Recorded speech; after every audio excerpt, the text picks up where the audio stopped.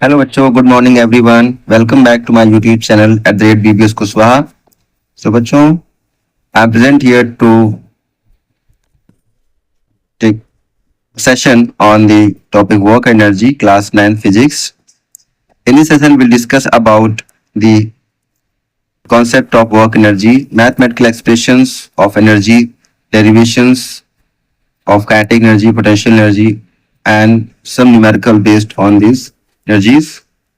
So let's get start, students. So first of all, we understand the basics of work energy. So if you talk about the definition of energy, so energy is defined as the capability of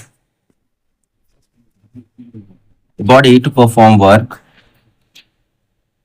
तो energy किसी भी काम करने की वो क्षमता है। कोई वर्क करने के लिए हमें जिस कैपेबिलिटी की जरूरत होती है that is called the energy. And कारण क्या है, इफेक्ट क्या है इसका? An object that possesses energy can exert a force. तो जिस ऑब्जेक्ट में भी एनर्जी होगी वो एक फोर्स एक्सर्ट करता है दूसरे ऑब्जेक्ट पे और अपनी एनर्जी को ट्रांसफर करता है उसमें, उस ऑब्जेक्ट में। And this is an scalar quantity. Energy का एक मैग्नीट्यूड है बट इसका कोई स्पेसिफिक डायरेक्शन नहीं है स्पेस में। सो ये एक स्केलर क्वांटिटी है। एंड एसआई यूनिट की अगर बात करें तो एसआई यूनिट जूल है इसका, जो कि famous physicist James Prescott joule के नाम पे पड़ा है। तो अगर हम 1 जूल के डेफिनेशन के बारे में डिस्कस करें तो ये वो एनर्जी है that is required to 1 joule of work. तो 1 जूल का वर्क करने में जितनी एनर्जी लगेगी वो हमारी 1 जूल कहलाती है। तो 1 newton force displace through 1 metre. अब हमें पता है कि जो वर्क होता है एनर्जी वर्क इक्वली है, तो फोर्स इनटू डिस्प्लेसमेंट, अगर 1 न्यूटन का फोर्स हम 1 मीटर डिस्प्लेसमेंट के लिए करते हैं तो हमारा जो एनर्जी होती है वो 1 जूल कहलाती है। Now in this slide we discuss about the major forms of energy. तो फर्स्ट जो टाइप्स ऑफ एनर्जी आता है that is mechanical energy. So mechanical energy की बात करें तो ये टोटल एनर्जी है ऑब्जेक्ट की जो उसके मोशन या उसकी पोजीशन या कॉन्फ़िगरेशन के कारण ऑब्जेक्ट में होती है। और ये सम है, this is the sum of kinetic energy plus potential energy. तो sum of potential energy and kinetic energy is known as the mechanical energy of the object. Next is thermal energy. Next is thermal energy and light energy. So heat produced by macroscopic motion of an atom or molecules. तो जब भी हमें पता है कि हर एक object जो है एटम से मिलकर बना है और वो एटम्स या मॉलिक्यूल्स हमेशा मूव करते रहते हैं, तो उनके मूवमेंट के कारण हीट जनरेट होती है, एनर्जी प्रोड्यूस होती है और उससे हीट जनरेट होती है। तो उससे हीट एनर्जी हमें मिलती है। Light energy electromagnetic radiations capable of causing visual sensation. तो लाइट एनर्जी में इलेक्ट्रोमैग्नेटिक रेडिएशंस हैं और वो उसके कारण हमें चीजें विजुअल सेंसेशन होता है, हमें चीजें दिखाई पड़ती है लाइट एनर्जी के कारण। इलेक्ट्रिकल एंड केमिकल एनर्जी की अगर बात करेंगे तो electrical energy that is associated with flow of electric charge. तो इलेक्ट्रिक चार्ज के फ्लो के कारण जो एनर्जी डेवलप होगी that is electrical energy. Chemical energy ये एनर्जी है, energy stored in N atomic bonds releasing during chemical reactions. तो chemical bonds के बनने के समय जो एनर्जी रिलीज होती है एटम्स में केमिकल रिएक्शंस के समय, वो हमारी केमिकल एनर्जी है। Now understand first is kinetic energy. तो इसके बारे में डिस्कस करते हैं। इसको हम ई स्मॉल में के इससे रिप्रेजेंट करते हैं काइनेटिक एनर्जी को, या किसी कभी कभी हम के ई से भी रिप्रेजेंट कर देते हैं इसको। तो जो केमिकल एनर्जी है, सॉरी जो kinetic energy it is the energy possessed by an object by virtue of its state of motion. अगर कोई ऑब्जेक्ट मोशन में है, गति कर रहा होगा, तो उस ऑब्जेक्ट में जो एनर्जी पाई जाएगी that is of kinetic energy. अब ये किस प्रिंसिपल पे वर्क करता है? Every moving object is capable of doing work when it strikes और acts upon another object.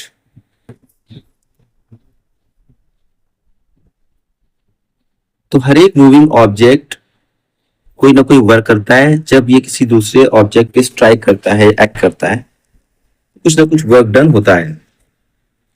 Dependence, kinetic energy हमारी इंक्रीज होती है मास के साथ में और स्क्वायर ऑफ इट्स वेलोसिटी. तो अगर हम काइनेटिक एनर्जी की एक्सप्रेशन की बात करें तो ये होता है 1/2 mv², जहां पे हम देख सकते हैं कि इसका मास पे डिपेंड कर रहा है और उसकी वेलोसिटी के स्क्वायर पे डिपेंड कर रहा है. तो दो चीजों पे काइनेटिक डिपेंड करती है. First is mass and second is velocity. And अगर इसका हम रियल लाइफ एग्जांपल देखना चाहें तो एक fast moving bullet penetrating target या एक विंड मिल ब्लेड को चलाने के लिए जो ब्लोइंग विंड होती है वो मोशन करंट चलाती है एयर की वजह से. And rolling bowling hitting pins. ये सारे रियल लाइफ एग्जांपल्स हैं काइनेटिक एनर्जी के लिए. Now we talk about the derivation of kinetic energy. So how we derive this kinetic energy? So let's stand step by step derivation.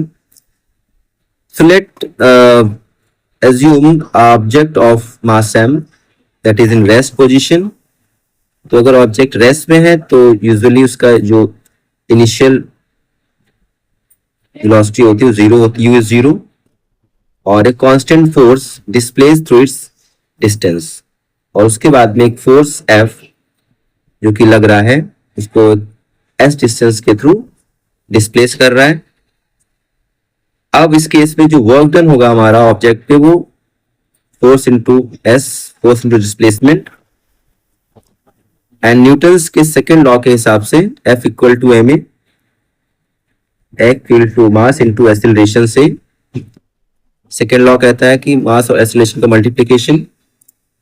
And Newton's third law से v² minus u² is equal to s. अब हमें पता है कि ऊपर हमने देखा है कि u इज इक्वल टू 0 है.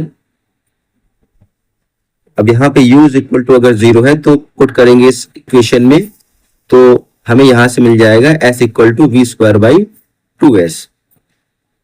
एंड फाइनल एक्सप्रेशन के लिए क्या करेंगे? अब f और s की वैल्यू को हम इस वर्क के फॉर्मूले में रखेंगे. f की जगह हम रखेंगे मास इनटू एक्सेलरेशन और s की जगह जो हमने डिराइव किया उसको रखेंगे v² / 2a. तो we get the expression half mv². अब सिंस वर्क डन जो होता है वही काइनेटिक एनर्जी के बराबर रहता है. So kinetic energy is equal to half mv², जहां पर m मास है ऑब्जेक्ट का, v वेलोसिटी है मीटर पर सेकेंड में, and ek is the kinetic energy the object. Now these some numericals related to kinetic energy. So first numerical we have on the screen. An object of mass 15 kg, 15 kilo का मास moving कर रहा है with a uniform velocity of 4 metre per second. So what is the kinetic energy possessed by an object? उस object की kinetic energy क्या होगी? So जो given है वो लिख लेंगे हम. मास हमारे पास 15 किलोग्राम है, वेलोसिटी 4 मीटर पर सेकेंड है. So we put the formula kinetic energy is equal to half mv² on putting the values of mass 15 and velocity 4². On calculating we got the answer. Kinetic energy is equal to 120 joule. Now the second question is here. What is the work done to increase the velocity of car of a mass 1500 kilogram from 36 kilometer per hour to 72 kilometer per hour? तो एक object है जिसकी velocity car है इसका मास 1500 kilogram है और इसकी velocity 36 kilometre per our से 72 किलोमीटर पर आवर चेंज हो रही है, तो उस केस में इसका वर्क डन क्या होगा? तो यहां से u हमें पता है 36 kilometre per our,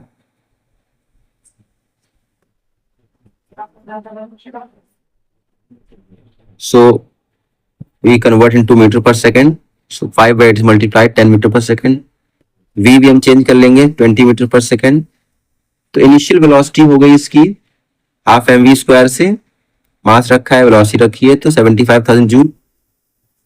second case में फाइनल वेलोसिटी निकाल ली हमने v के हिसाब से। अब वर्क डन क्या होगा? Change in kinetic energy, kinetic energy में चेंज होगा वही उसका वर्क डन के बराबर होगा। तो हमने 30,000 3 lakh by 75,000 is we got the answer 2,25,000 joule. ये हमारा वर्क डन आ गया है। Now understand the potential energy.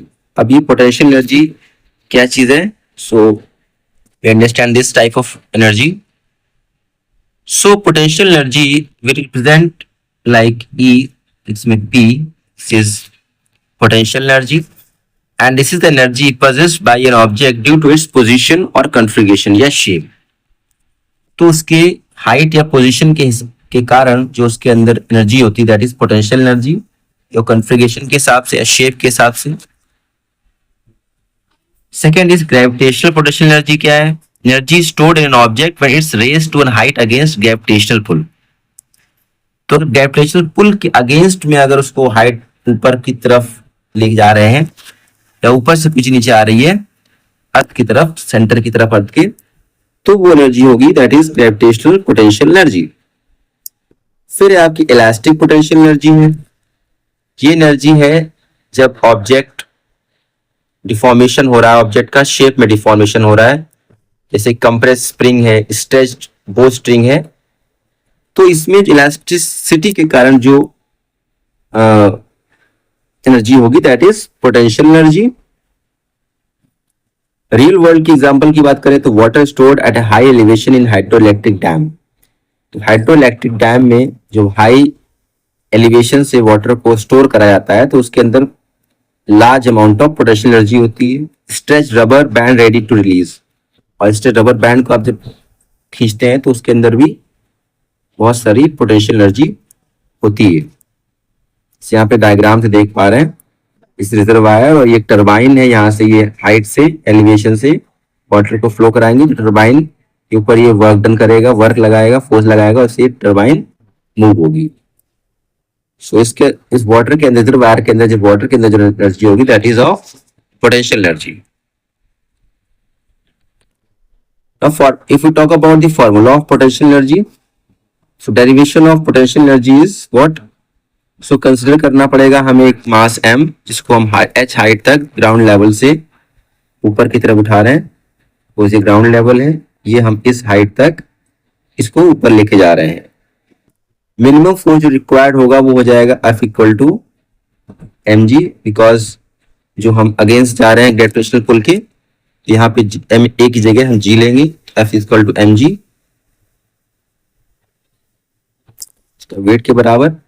अब work done against gravity, gravity के अगेंस्ट जो वर्क डन करना पड़ेगा ऑब्जेक्ट को वो क्या है? Force into displacement. डिस्प्लेसमेंट हमारा हाइट में है तो h हो जाएगा।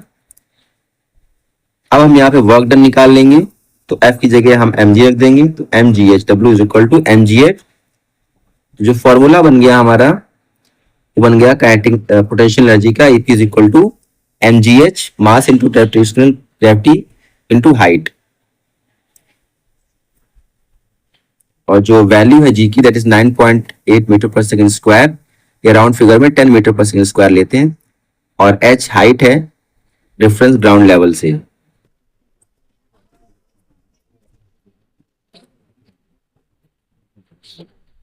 Now we have some numericals related to potential energy. So finding potential energy, the question is find the energy possessed by an object of 10 kilogram when it's raised at a height of 6 meter above the ground. Take G 9.8 meter per second square. So how will you solve? Solution is given है, mass दिया है, height दी है और G की value दी है. Now we apply the formula EP is equal to mg into h. On putting the values of m, g and h, we got the answer EP is equal to 588 joule. तो हमें यहां से potential energy मिल गई है 588 joule. Next finding height के लिए एक numerical है. तो एक ऑब्जेक्ट है जिसका मास 12 kg है at a certain height, ground level से कुछ सर्टेन हाइट पर है. पोटेंशियल एनर्जी हमारी 480 जूल है. तो हमें फाइंड निकालना है, हाइट निकालनी है. तो वैल्यूज हमें दी हैं. पोटेंशियल एनर्जी 480 दिया हुआ है, मास दिया हुआ है 12 किलोग्राम, जी की वैल्यू दी है. फॉर्मूला लगाएंगे H is equal to F EP upon mg. On putting the values we got the answer is 4 metre. तो हमें हाइट जो मिल गई वो 4 मीटर मिल गई. Now concept and the unit of power. So definition, we talk about the power की definition क्या है power. So power is a measure how fast or slow work is done. तो वर्क कितनी तेज या कितनी धीमा हो रहा है, इसे का मेजरमेंट है ये power. So it's defined as the rate of doing work और rate of transfer of energy. तो ट्रांसफर ऑफ एनर्जी किस रेट से हो रही है वही पावर है. तो power is equal W/T. Rate के लिए टाइम से डिवाइड करना पड़ेगा, W/T या E/T is same. So unit की बात करें तो जो पावर की यूनिट है वो वॉट है, in the honour of James Watt. W से करते हैं कैपिटल W से.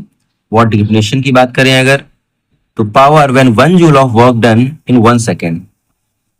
तो अगर 1 जूल का वर्क करने में 1 सेकेंड लग रहा है तो जो वर्क डन होगा, जो पावर होगी ऑब्जेक्ट की, वो 1 जूल पर सेकेंड हो जाएगी.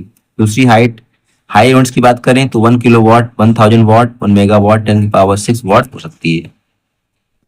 इसी बेसिक न्यूमेरिकल है पावर के रिलेशंस में. प्रॉब्लम है न्यूमेरिकल है, an electric lamp consume 1000 joule of electric energy in 10 seconds.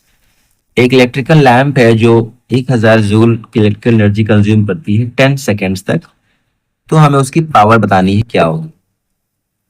तो यहां से हम देख लेंगे, हमें पावर दिया हुआ है, टाइम दिया हुआ है, हमें एनर्जी दी है, पावर दी, टाइम दिया हुआ है, पावर निकाल लेते. E/T फॉर्मूला लगाएंगे तो 100 वाट पावर आ जाएगा.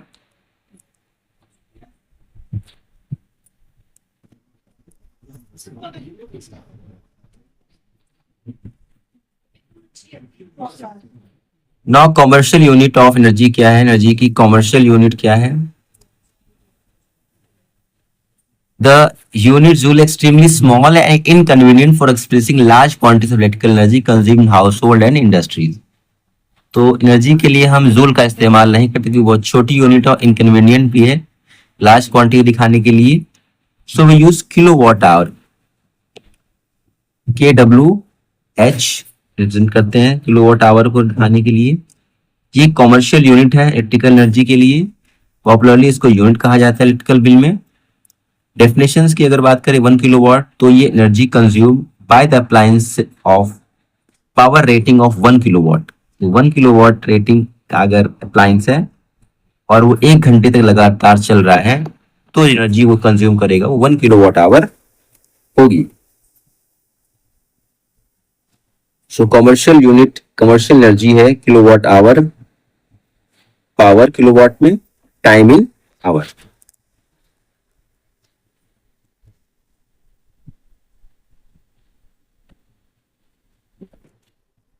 Now kilowatt hour and joule में क्या रिलेशन है.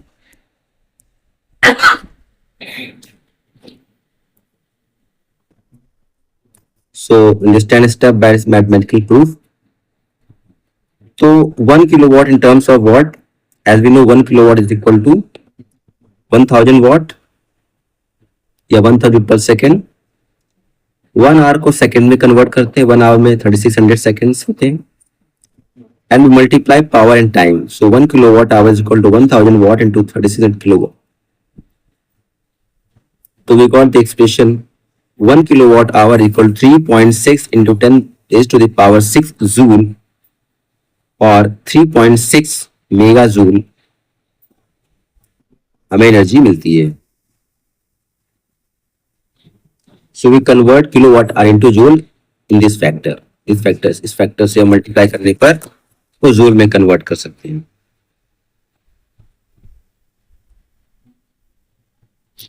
So in this session we have studies about kinetic energy, half mv square, potential energy, EP, mass into acceleration due to gravity into height, and power, rate of work done, commercial unit kilowatt hour, and 1 kilowatt hour is equal to 3.6 into 10 raised to the power 6 joule.